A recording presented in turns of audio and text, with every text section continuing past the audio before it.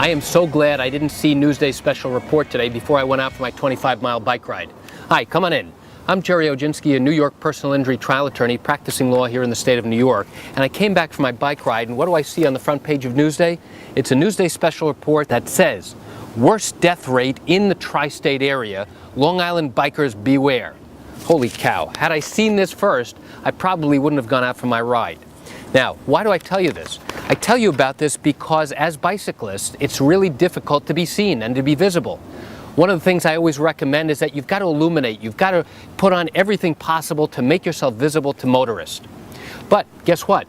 As a motorist, you have an obligation too. You have an obligation to see what's there to be seen. And if you don't, you may be held responsible for not recognizing and seeing somebody riding in the same direction that you are. As bicyclists, you should always be trying to illuminate and use bright reflective colors. You see my helmet here. You should be using lights on the back and front of your bike. I have this on the back of my bike. It's a flashing red light.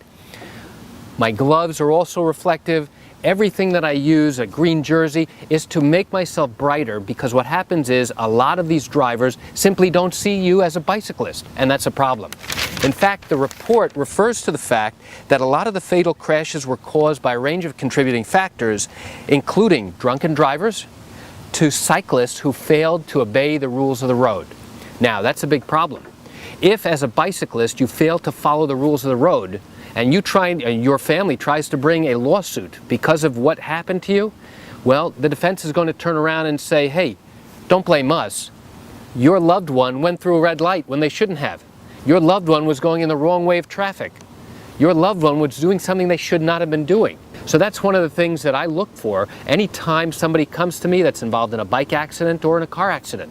We want to see what actually occurred and whether the person who was injured contributed to their accident as well. So what's the bottom line? The bottom line is that we as bicyclists have to assume that motorists simply don't see us.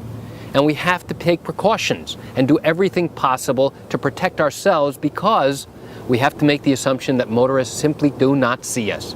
Bicyclists, beware. Go out there, have fun, but be really careful when you're on the streets. Motorists, please make every effort to recognize that there are bicyclists on the road. It'll save your life and theirs. I'm Jerry Oginski here in New York. Thanks for watching.